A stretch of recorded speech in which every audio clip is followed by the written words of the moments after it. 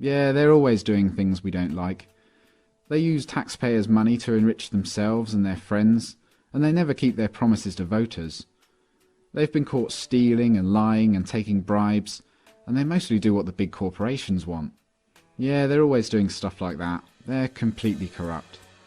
They're a bunch of lying crooks. Well, at the moment we don't have a court of law. We have a color of law, which is fiction. UCC is a set of codes that was set up over 100 years ago by lawyers. And with the Uniform Commercial Code comes contract law.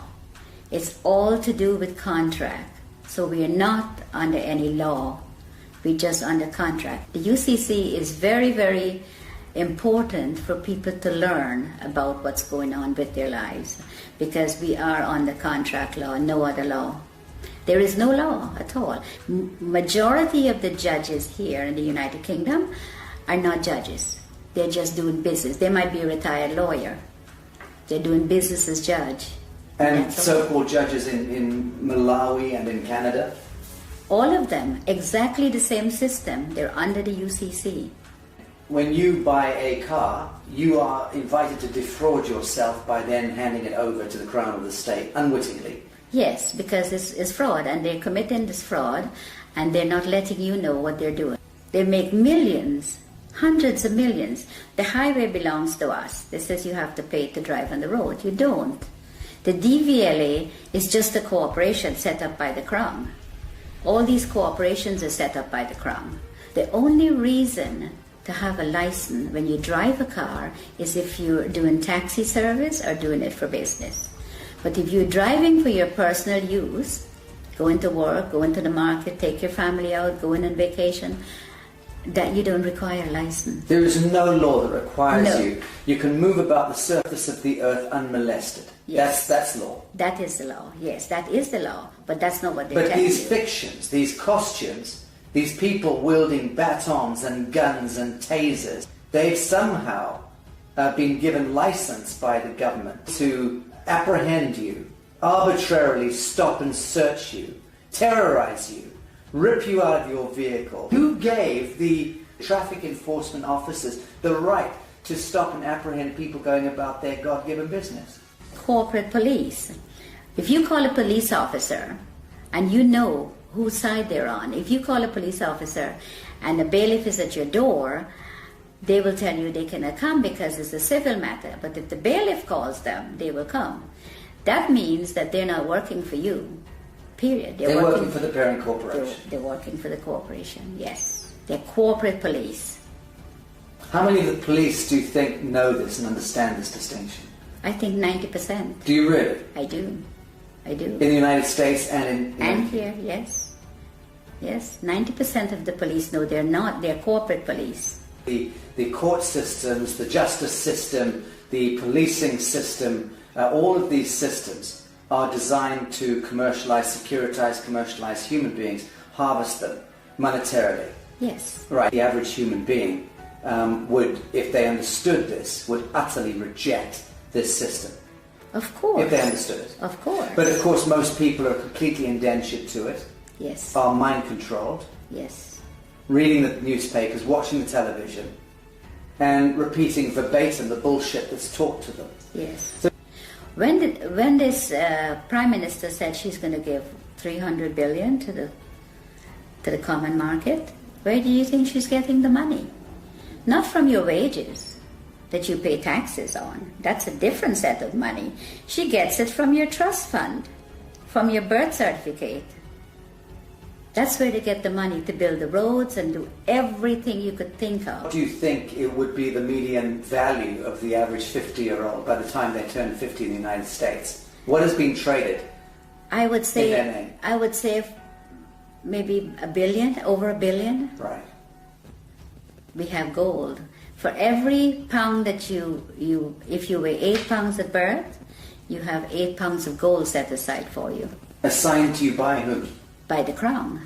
In England? Yes. And in the United States? Yes. By the Treasury? Yes. And because the United States is owned by the Crown. I think if people get to know and they come together, it doesn't take hundreds of millions. 1 million sovereigns get together can make a hell of a lot of difference, because the word spreads from one to the other. And once people get to know that this is what is being done to them, it's going to be like wildfire. Once people get to know the law, what they're under, and what they're doing to them, and how they're making... You see, they make things to distract you, like the news and all this fake, all this stuff, television, and this is what they do. So once people can get together, if 100 people go to the bank and all keep taking out £100, before the end of the day, the bank will close. It's very simple if people get to understand what's going on. And it would be good for them to know, because we need to stop this. We need to stop what they're doing to people, hurting people for no reason, put people in poverty. And by they, we're talking about the parent corporation. The parent corporation, The yes. banks and governments and justice systems all working to penalize and harvest humanity. Yeah, they're in bed together, everybody. They said, if they send you to the Citizens Advice Bureau, don't even bother to go, because they're working too with them. Everybody they have in their pocket. And it's very sad, because people will do things to other people for very little money. Are you hopeful for humanity? I am, very much so. Talk to us about the straw man. What exactly is the straw man? The straw man is your name written in block letters. Very simple. It was done at birth. What the government did, or the corporations now, not government, what they did is they took your birth certificate and made a second birth certificate with a trust, a Sisti QV trust. They made it in all block letters.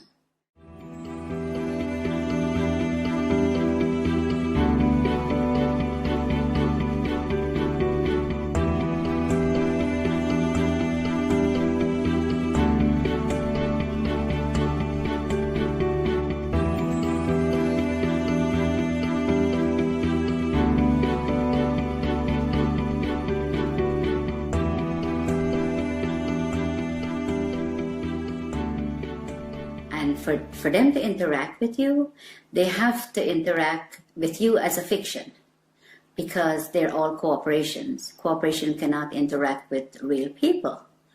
So they made a straw man. They call it a straw man because it has no soul and is spiritually dead. So let's break this down. You're born in the hospital room. A certificate of live birth is issued. What happens is that she has to register the child's birth. She has to go to the registration office and register. If she does not register, she will be taken to court, according to what the law is saying. They take the birth certificate that she registered as an informant, informing then that she has the child, and they made a duplicate in all block letters. She didn't, they did. So they've turned a living child now into a trust, fiction. into a fiction. Trust, yes. Which has a certain value allocated to it. Value, yes. Millions of dollars or pounds. And that trust, let's call it a bond, because that effectively becomes traded thereafter. Yes, it becomes warehouse bond for money. So every human being that has been registered to the state or the crown by the mother ends up becoming some kind of a bond that is traded on the stock market. Yes. Without you ever knowing it. Yes, without disclosing. And this is happening since the early 1900s. What they've done is really fraud, because they're fraudulently taking your child's birth certificate and make it into a dead entity. The dead entity birth certificate is making billions of pounds or dollars, depends on which country you're in. So your straw man is considered a dead entity, and the corporation can interact with it. If you have to go to court, it's not going to be in your real name, because they don't have it. All they have is the dead entity, and they interact with that.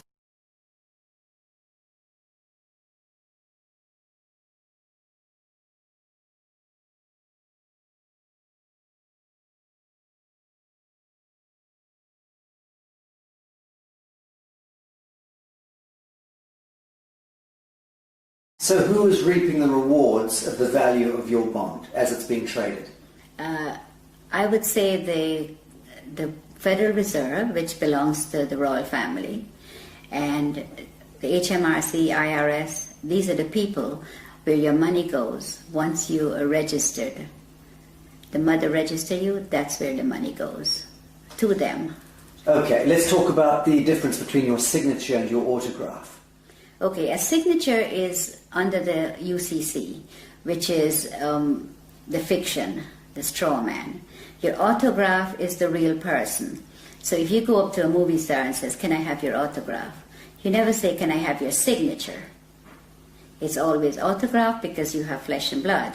Signature is what you're signing every time they can go into your account and take money. And every time you do sign a piece of paper, you can bet that that signature of yours is being monetized, securitized. It is. By the banks, by everybody that you, wherever you sign, credit cards, everything that you sign, they're getting funds off your trust fund from that birth certificate. Okay, so fees and all sorts of things, and invisible costs are being discharged against your birth bond in that sense? Yes.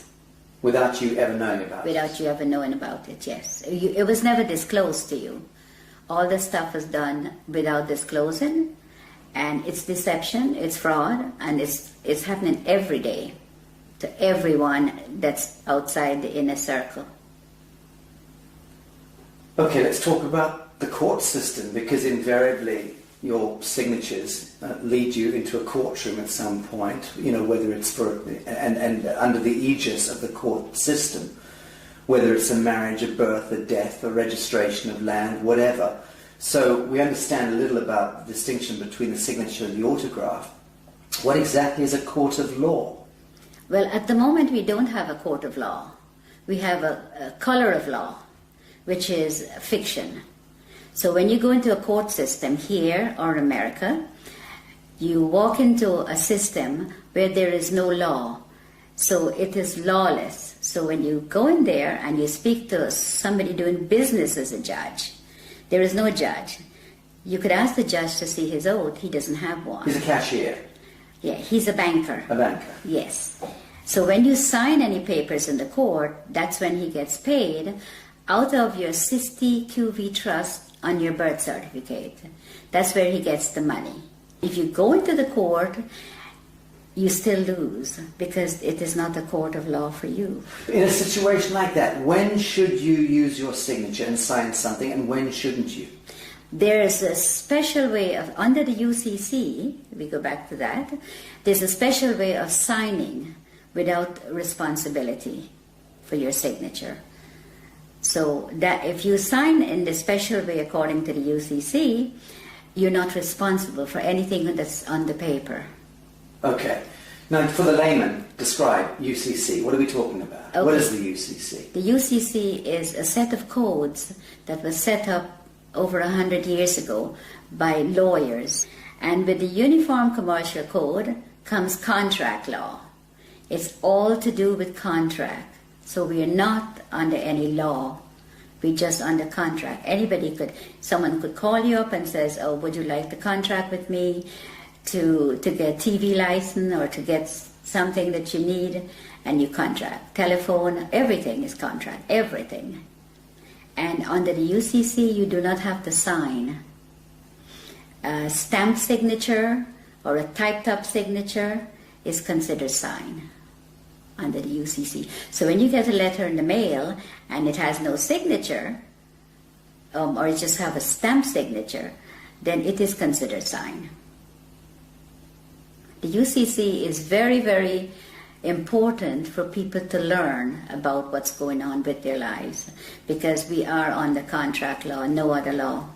There is no law at all. In America, the court system is operated under military.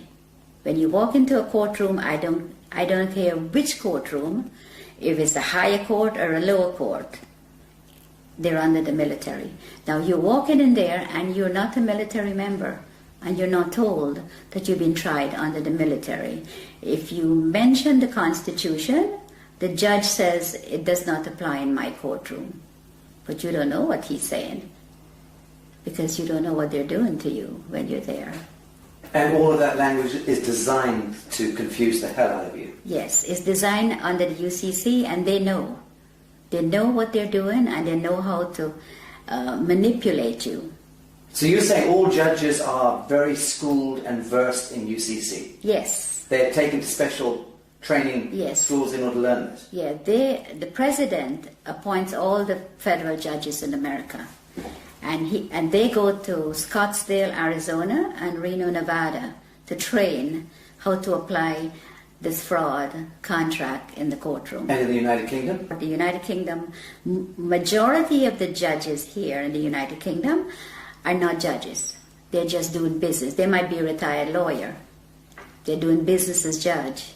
And so-called judges in Malawi and in Canada? All of them, exactly the same system. They're under the UCC. Okay, I want to talk about some mundane issues. Who owns your car? The DVLA in England. In the United Kingdom? Yes. Department of Vehicle Licensing right. Agency. Okay. Yes. Well, the DVLA owns the car. It tells you on your registration, you are not the owner. You are just the registered keeper.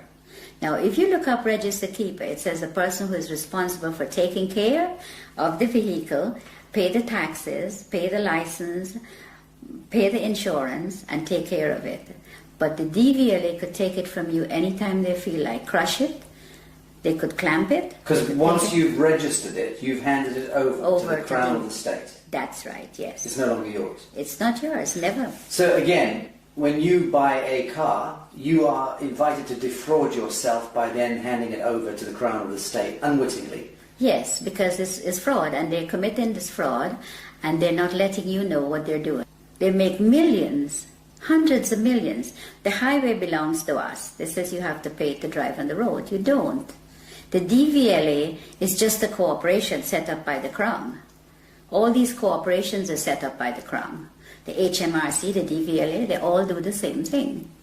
So if you look carefully at your registration, it tells you right there. And in the United States of America, it's not the DVLA. What's the equivalent? It's the Department of Motor Vehicles. And again, they invite you to register the vehicle to them. Yes. They become the owner. They become the owner. The only reason to have a license when you drive a car is if you're doing taxi service or doing it for business. But if you're driving for your personal use, going to work, going to the market, take your family out, going on vacation, that you don't require a license. There is no law that requires No. you. You can move about the surface of the earth unmolested. Yes. That's law. That is the law. Yes, that is the law. But that's not what they're But telling these you. fictions, these costumes, these people wielding batons and guns and tasers, they've somehow been given license by the government to apprehend you, arbitrarily stop and search you, terrorize you, rip you out of your vehicle. Who gave the traffic enforcement officers the right to stop and apprehend people going about their God-given business? The corporations that they're under. The police are not constables. And the Queen took an oath to represent the sovereign people, which she's not doing. She's now a corporation herself. So the police is under corporate. They're not constables. Constables are the people who that beats the street and get to know your neighborhood and speak to the people. Keeps the peace. Keeps the peace, yes. But they're not constables. They're corporate police. If you call a police officer and you know whose side they're on, if you call a police officer and a bailiff is at your door, they will tell you they cannot come because it's a civil matter. But if the bailiff calls them, they will come. That means that they're not working for you, period. They're working for the parent corporation. They're working for the corporation, yes. They're corporate police. How many of the police do you think know this and understand this distinction? I think 90%. Do you really? I do. I do. In the United States and in... And here, yes. Yes, 90% of the police know they're corporate police. But surely then they understand that they are in serious breach of their foundational oath.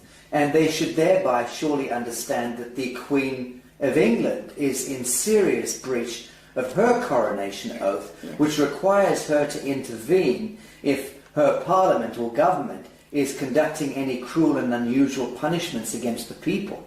And it's my understanding that being stopped going about your business in the street and dragged out of your vehicle and beaten with a baton for whatever reason, that to me by definition is cruel and unusual punishment. Okay, but they're given that permission to do that by the corporation they're in.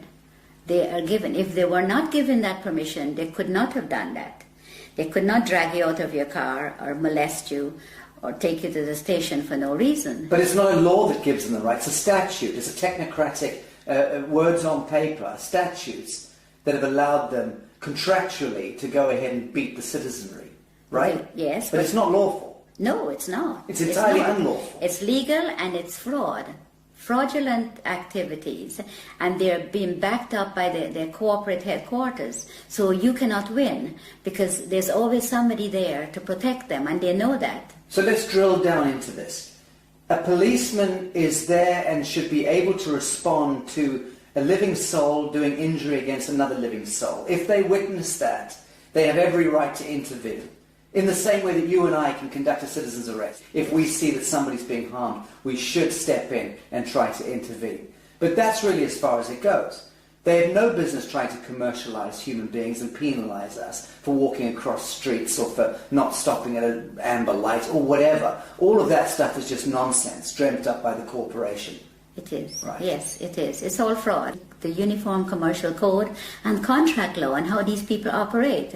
They go into the court and they do the same thing. You tell them, don't go, even if you don't go into the court, they still fine you for the same thing as if you go into the court. But if you go into the court and the police takes you there, then you never win unless you know the law. And they know that you do not know the contract law and that you're under contract and you're walking into a trap.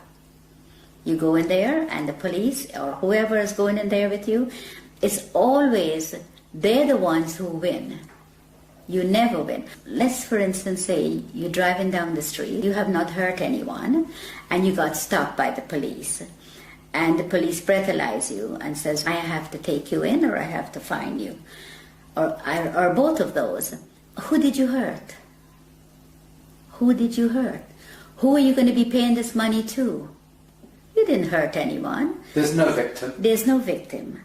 You have to be a victim under the common law. For there to be a crime. For there to be a crime. It's as simple as that. It is as simple as that, because to give you a ticket or to book you and take you to the station, who did you hurt? There is no one that you have hurt. That's just a commercial penalty. It is a commercial penalty.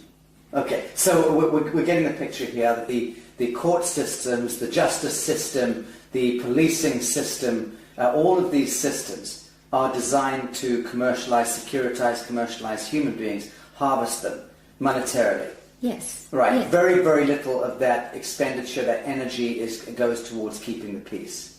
Oh, none of it goes towards keeping the peace. They don't keep the peace. All they do is they create the problem and then they find a solution. And then sell you that solution. Yes. And then penalise you if you don't accept the solution. That's right.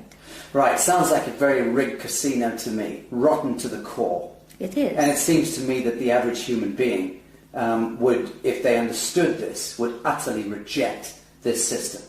Of course. If they understood it. Of course. But of course most people are completely indentured to it. Yes. Are mind controlled. Yes.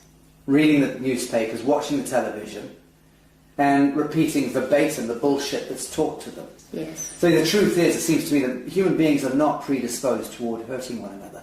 We don't enjoy going to war. No. We don't enjoy hurting each other.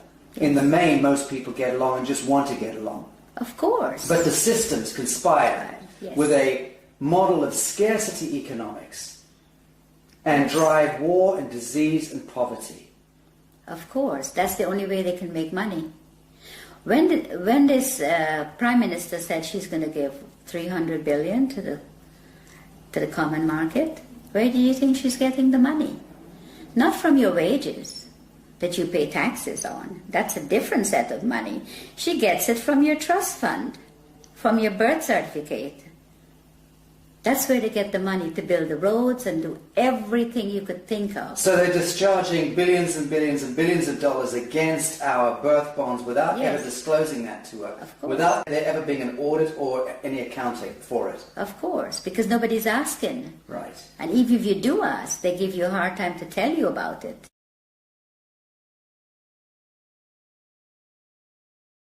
So if you try to go and discover your own birth bond, let's call it that, and you try to discover the true value, how does one go about doing that?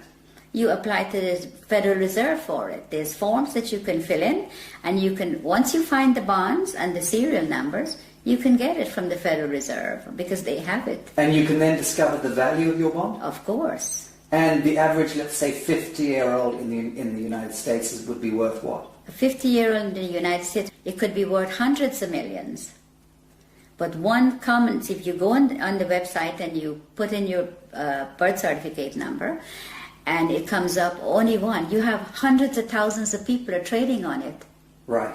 That's only one that you know of. I think what I'm getting at is, what do you think it would be the median value of the average 50-year-old by the time they turn 50 in the United States? What is being traded? I would say, in their name? I would say maybe $1 billion, over $1 billion. Right. Has been traded. Okay. Because when I checked, on one of my numbers is over 283,000 people are trading on it. Can you imagine how much money that is? So when we hear that the US has a debt of $23 trillion or whatever it is, that fictitious money was all pumped out of the air, but effectively it was discharged against the value of the people. Yes. Right, so that's where the fiction emerges. Yes. And it becomes this huge imbalance that no one quite understands. How on earth do we get that much money? They just made it up as they go along and tell us what they want to tell us. Yes, but they'll validate the making up of that money by, on paper, discharging it against the value of the citizenry. And the citizens' gold, our sovereign gold. We have gold. For every pound that if you weigh 8 pounds at birth, you have 8 pounds of gold set aside for you. Assigned to you by whom? By the Crown. In England? Yes. And in the United States? Yes. By the Treasury? Yes. And because the United States is owned by the Crown. Let's okay. So let's say there's 200 odd nations of the world. There's hundreds and hundreds of small island states. But there's about 200 nation states, big nation states. They are all of them a franchise of the Anglo-American Corporation. Yes. Let's call it that. Yes. And that the Anglo-American Corporation is an extension of the British Crown. Crown, yes. And the British Crown is collateralized by what, or backed by what? Gold. And by the people. The hundreds of millions of people. The British Empire has just went on the ground. It's still there. Controls the Bank of International Settlements, controls all the reserve banks around the world and so on. Yes. Correct. So at what point do you believe the world sees through this grotesque fiction and then addresses the source code and then writes it? I think if people get to know what the UCC and the contract law does, and your straw man is your main problem. Once you can control your straw man, and it is yours and not theirs anymore, then you're in the right path. This is beautiful what you just said. You're talking about reclaiming the fiction that was established, the false light. Yes. Reclaiming the false light that was established in your name, given your identity, so to speak, at birth, without your knowledge. You're talking about us needing to reclaim that false light and step into ourselves, our true selves, as a people of the world, in order to reclaim reality from the fiction. Yes. That's powerful. Yes, it is. And that's what I think everyone needs to do. All the sovereign people that's in poverty and whatever they put us in, that's what we need to do. We need to reclaim that, what they are making money on. That is ours. Then you wouldn't have wars, you wouldn't have people fighting for money, you wouldn't have poor people. Everybody will be okay. Everybody. But they do not want you to. If you do that, that will break down their system, and they do not want that. So once you know, you need to get into it, and you need to start reclaiming your straw man. It is yours. Now, Bibi, you learnt all of this the hard way. You were sitting in your office in the United States running a very successful real estate business a number of years ago. Very successful, selling 20 to 30 properties every month. Yes. You had a lot of your own properties, you were living there with your family. Yes. Life was good. Yes. And into your office walked a corrupt policeman and an IRS agent. Yes. And these gentlemen effectively put you on the spot, told you that there was one of your clients that you were selling a house to was a drug dealer. Yes. And which you had no idea. Yes. How would you know? And they effectively then tried to pin this a crime onto you by suggesting that you were effectively receiving laundered funds. Yes. And out of the blue, your life turned into some grotesque horror story. Yes. You were dragged into court, Yes. and the next thing, you were put in prison for 8 years. Yes. Your life destroyed. Yes. And that was where you learnt Yes. law. Tell us about this. Well, when I went to trial, and I thought, well, how could they do this? I have shown for 10 years my bank statements, so they see that I had no money was laundered by me. The gentleman I sold the property to brought $5,000 of his own money, and he got a loan from the bank for the difference. And the bank loan officer testified at my trial, but I ended up in prison. And I wondered how they did it. I thought, well, there has to be something that I've missed. I saw in the courtroom, what was displayed, it was all acting. Like everybody, like we were in a theater, and they were acting, and I was the victim. Role playing. Yes, the lawyers, the prosecutor, they were all. My lawyer guaranteed my freedom, and I got sentenced to 8 years. Now, when I got locked up, my main aim was to find out how I end up there. Without doing, and I had over $1 million of real estate paid for, money in the bank. My children finished university. We were in a very comfortable, very hard-working family, very comfortable position. And I thought, no, it has to be something wrong, something they did that I couldn't see. And for every single day, for 7 years, I learned every single day. Christmas, birthdays, every day. You studied. I studied. You studied law. Yes. And you understand that you came to understand the highest expression of law, this UCC law. Yes. And what they're doing and how they could get you in there and how they could lie, how they commit fraud. And they all thought they were all laughing when I was found guilty, like, well, they get paid, you see. I didn't know, lots of money. I didn't know at the time. And these people, I was in the prison, and there were hundreds of women that were there that was in the same position as I was. They were tricked into the system. Yes, they didn't do anything. And then once they're in prison, they're having a prison bond issued. Oh, yes. And then their prison bond is traded on the stock market, Yes. making huge amounts of money. With their numbers, yeah. And they're relegated to becoming slave workers. Yes. And no one's told this. No, they get 12 cents per day. The food that was served in the kitchen was from the Gulf War. Cans of meat and all kinds of stuff. And they said the prison is not making any money, and they're telling the people out there that the prisons are losing money, and all these drug dealers and all these people coming into prison, and we don't have enough money. That's a lie. They're making thousands of dollars a day per prisoner. I know it's at least $3,000 a day. Yes. Per prisoner. But they invest into the prison system, into Unicore. Prisons for profit. Prisons for profit. Disgusting. And they invest in the prisons, and they make hundreds of billions of dollars. And the prisoners get 12 cents a day, and the food that they feed the prisoners... Not fit for dogs. No, it comes from the farms, and they get tax write-off on it. The chicken may be 2-3 months old and all kinds of stuff. They serve horse meat for beef. Well, you're about to launch an online workshop and tutorials through the Newark University, teaching UCC and explaining to people from around the world how they can navigate their situation, whatever their situation may be, because all of us are facing penalties and cruel and unusual punishments. But let's discuss something as mundane as a parking ticket, okay? Something that everybody understands. What are the do's and don'ts? You've just gone back to your vehicle and there's a parking ticket on it. It's parking tickets are a contract. You do not have a contract with your council. They put a ticket on there.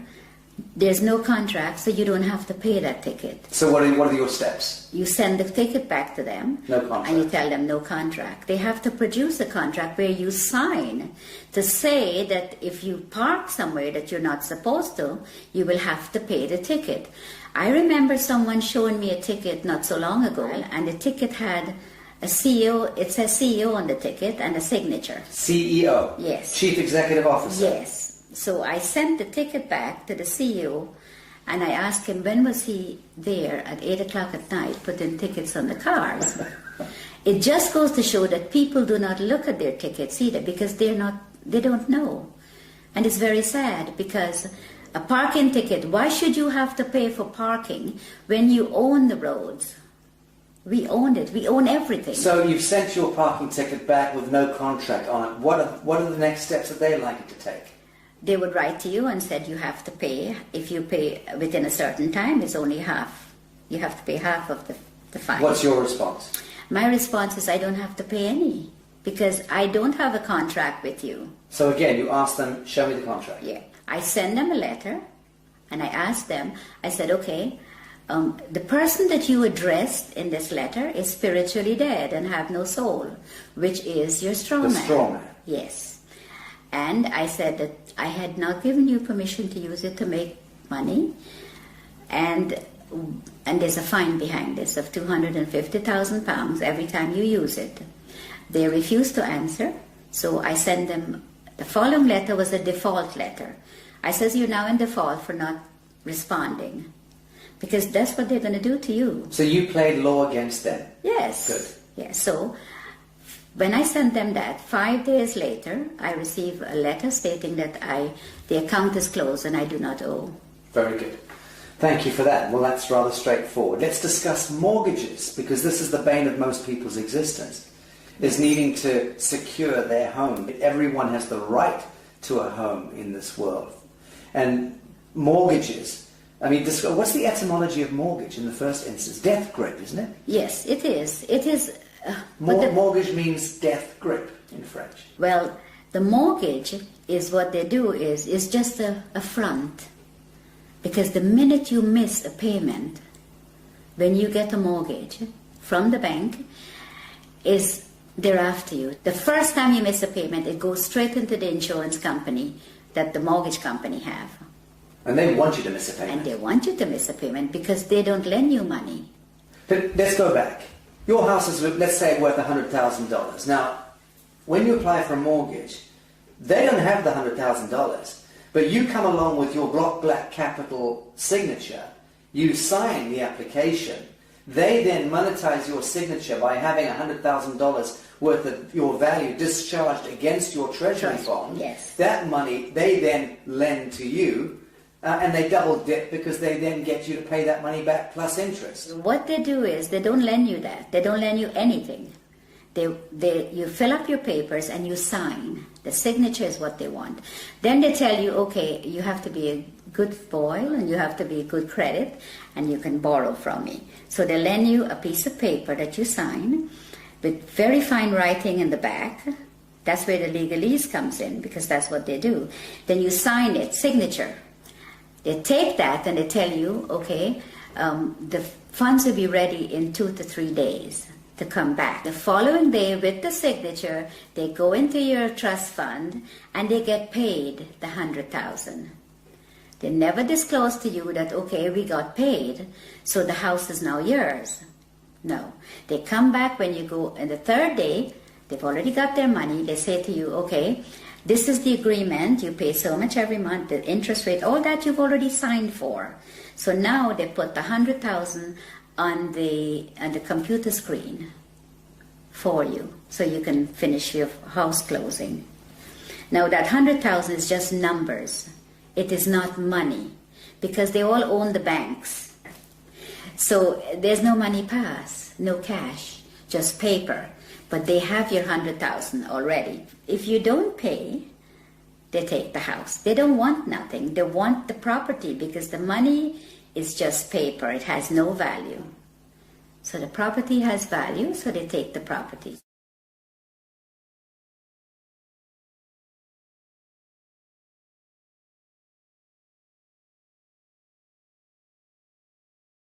So let's talk about allodium title. What is allodium title? Why is it so important?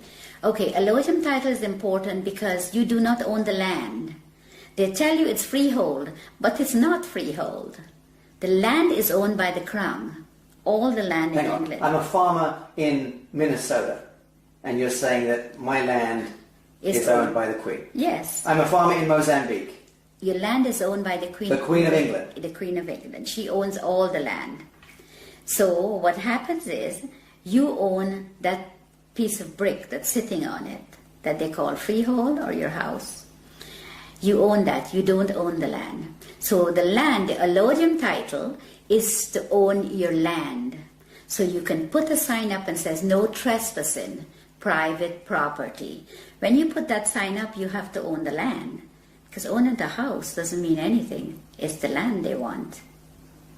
See, the bank takes the house, which is part of the Crown, and the Crown owns the land. That's how it works. And you don't own anything. Ever. Ever. You are just a mere user.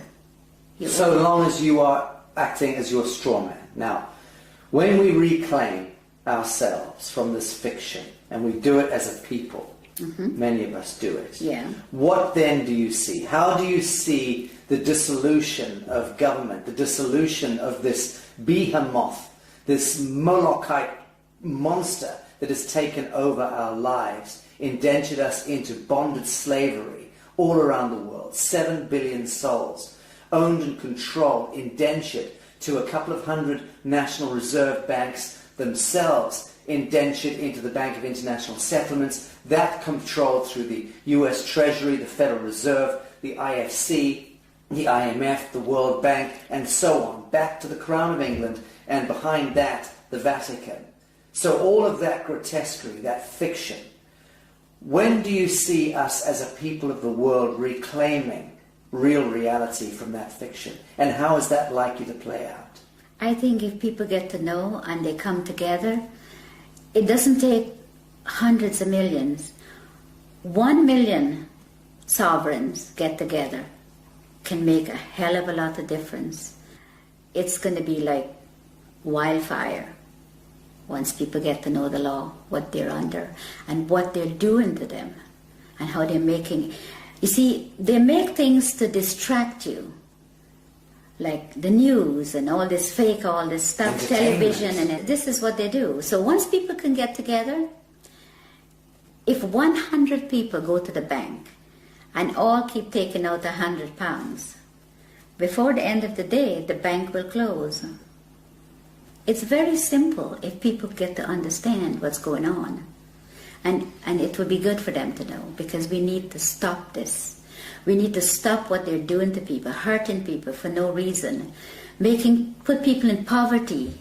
And by they, we're talking about the parent corporation. The parent corporation, The banks and governments and justice systems all working to penalize and harvest humanity. Yeah, they're in bed together, everybody. They said, if they send you to the Citizens Advice Bureau, don't even bother to go, because they're working too with them.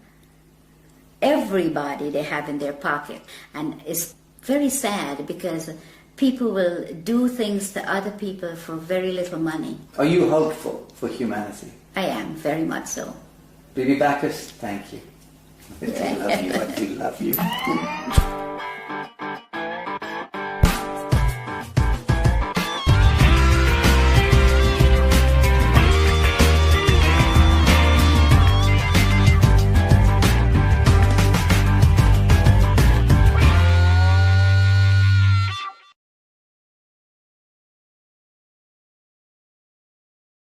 So let me get this straight. A long time ago, a small bunch of regular humans had a meeting and created a document called a constitution that said that they can rob everyone else, millions of people, using threats of violence to make everyone obey their rules and commands. But so that the masses of the people would let them get away with this robbery and slavery, that small bunch also promised in the same document that there were some things the government would never do, and they described a way to structure government so as to restrain it. But over time, the promises have proven to be worthless, the restraints have proven to be useless, and government has grown significantly in size, power and scope, violating more and more of the rights of the people. It sounds to me that if the Constitution was written to constrain government, then it's been a complete failure.